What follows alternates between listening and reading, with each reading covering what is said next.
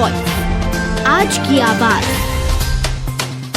विश्व प्रसिद्ध श्री महाकालेश्वर मंदिर में महाशिवरात्रि के पहले 9 दिवसीय शिव नवरात्रि पर्व मनाया गया। महाशिवरात्रि पर रात में 4 पहर की बाबा महाकाल की महापूजा की गई। इसके बाद बाबा का पंचामृत, दूध, दही, घी, शक्कर, शहद और फलों के रस से महाअभिषेक किया गया।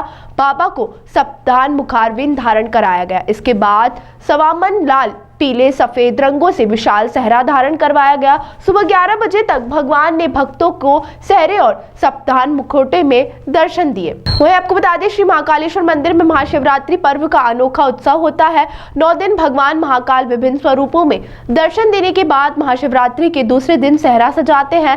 वहीं वर्ष में एक बार दोपहर में भस्म रमाने की परंपरा है। भगवान के अद्भुत स्वरूप के दर्शन के लिए देश भर से भक्त महाकाल मंदिर आते हैं। महाशिवरात्रि के अवसर पर बाबा महाकाल की महापूजा के पहले रात 8 बजे से रात 10 बजे तक कोटि तीर्थ कुंड पर स्थित श्री कोटेश्वर महादेव का पूजन, पंचामृत पूजन, सप्तधान अर्पण, सेहरा श्रृंगार आरती गई। रात्रि 10:30 बजे से भगवान श्री महाकालेश्वर का महाअभिषेक किया जाएगा।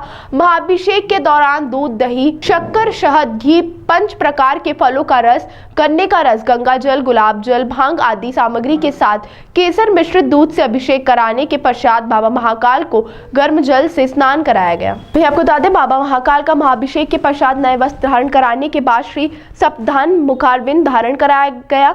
इसके पश्चात सप्तान अर्पण किया जाएगा, जिसमें चावल, मूंग खड़ा, तिल, मसूर खड़ा, जौ, गेहूं, उड़द श्री महाकालेश्वर को अर्पित की जाएगी। इसके बाद पुजारियों ने भगवान को सहरा बांधा, जिसमें विभिन्न प्रकार के फूलों की लड़ियां, आंकड़े एवं पुष्पों को मोटी मोटी माला के साथ ही भगवान को 1.25 लाख बेलपत्र अर्पित किए गए। सहरा तैयार होने के बाद भगवान को स्वर्ण व रजत आभूषण, छत्र, चंद्र मुकुट, त्रिपुण धारण कराए गए।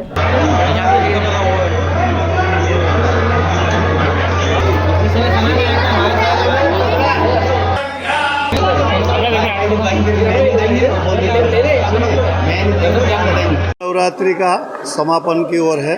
भगवान महाकालेश्वर अभी दूल्हा रूप में दर्शन दिए हैं और अब जो है भस्म आरती संपन्न हुई है और भस्म आरती के पश्चात पुनः निराकार रूप में भगवान महाकाल के दर्शन भक्तों को प्राप्त हो रहे हैं। महाकाल की जो परंपरा है, महाकालेश्वर मंदिर की जो परंपरा है, उस परंपरा के अनुसार सभी विधि विधान का निर्वहन किया गया। 9 दिन तक भगवान का जो भी श्रृंगार प्रतिदिन अलग अलग हुआ है और आज का जो दिन था वो दिन समापन की ओर रहा है और भगवान का पूजन, आरती, सेवा, श्रृंगार, सेहरा दर्शन सबके पश्चात सेहरे का प्रसाद भी, यानी हमारे यहाँ लूटने की परंपरा नहीं है, हमारे यहाँ प्रसाद की परंपरा है और वो प्रसाद सेहरे का भक्त प्राप्त करके वर्ष भर तक अपने परिवार में धन और धान्य की बरकत की प्रार्थना करते हुए प्रसाद ले गए और वो अपने घरों में जहाँ भी बरकत के रूप में रखेंगे तो महाकाल उनको बरकत प्रदान करता है। गुरुजी, जो भस्म आरती का नियम है कि क्या मात्र कारण है कि भगवान महाकालेश्वर जो है दूल्हे के स्वरूप में श्रृंगारित है, श्रृंगार हुआ है, दूल्हा उनको बनाते हैं और दूल्हे के रूप में जो श्रृंगार होता है, यदि उस समय जो प्रातःकाल 4 बजे भस्म आरती का जो समय है, यदि उस समय भगवान को यह श्रृंगार के ऊपर से यदि भस्म आरती करी जाए तो भगवान को फिर पुनः नग्न अवस्था में लाना पड़ता है। तो अभी दूल्हा श्रृंगार का जो दर्शन हुआ है और भगवान दूल्हे के रूप में दर्शन दे रहे थे, लेकिन जब भगवान को भस्म चढ़ती है तो निराकार होते हैं और निराकार होने के कारण ही भस्म चढ़ती है, तभी है तो उनका भस्म आरती होती है।